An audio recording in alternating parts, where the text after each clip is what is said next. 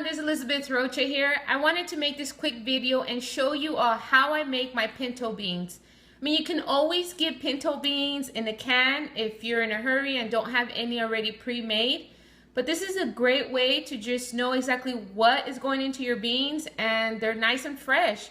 I like to make a fresh pot of pinto beans at least once a week, so I'll make them on Sunday, either early in the morning or a few hours before I go to bed.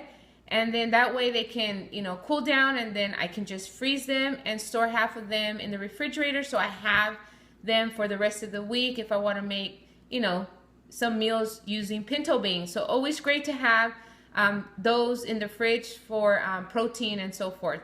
So what I do first is, obviously I get pinto beans. I'm not too concerned about the brand. I think for me, pinto beans are pinto beans. What matters is the flavor that you give them. And there's only one ingredient that you need to give them flavor, at least for me. That's using pink salt or Himalayan salt, and I get this at Costco. And so what I do first is, this is a pound of beans, pinto beans. I add about 6 to 8 cups of water when I boil them. But first, what I do is I rinse them out. I let them soak for about 5-10 minutes. And then I clean them up because there's a lot of residue. There's still some dirt in them, even though they're pre-packaged. And so you want to make sure you get like the little skins of the pinto beans will start lifting up to the top of the water. If you never cook pinto beans, this is something new to you. So you'll start seeing that there's also like little rocks in your bag of beans, and you want to remove that because you don't want anyone chewing on rocks and possibly breaking a tooth or something. So I'll do this about 2 or 3 times, just depending on how I see the color of the water. Once it looks pretty clear, then I drain it. So I'm going to drain this one. I already did it once just for time, just to make sure that I get this all in for you guys. And then I'll drain it, and then I'll fill it up again with about 8 cups of water for 1 pound. And 1 pound of beans is enough for a week. I say for a family of 6, even a family of 6. So I'm going to fill it up again with hot water. That way it doesn't take too long for it to boil. You want to make sure that when you first start cooking your beans that you bring them to a boil, and then you lower it to low heat. I cook my beans for about 2 hours because I really like my beans soft. And I'm going to go ahead and put this on the stove. And I'm going to turn it up to high heat. And I'm going to cover it, okay? I'm going to cover it, and I'm going to let that boil.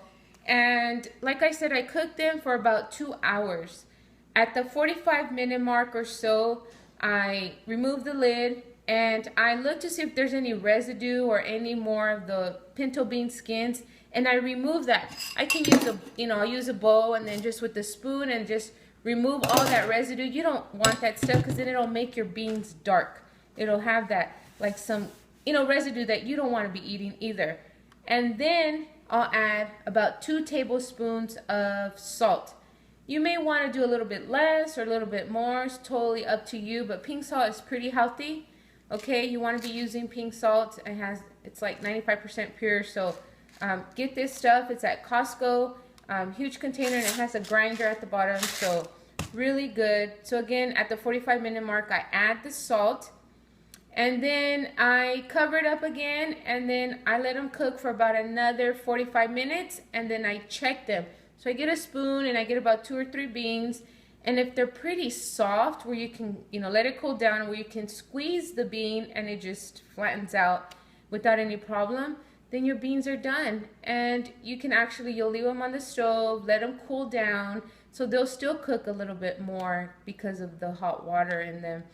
And then, like I said, I let them cool down, and I store some in the freezer in a Ziploc bag, and then I also store half of them in the fridge, so I have some ready to go. And the beans are pretty quick to defrost. You just put them, the Ziploc bag in some hot water, and then you remove them from the water, and they're ready to go. So again, that's how I make my pinto beans, my fresh pot of pinto beans. I hope this video was helpful. If there's any other videos you'd like to see about cooking, how I make certain things, please comment below. Thank you guys. Have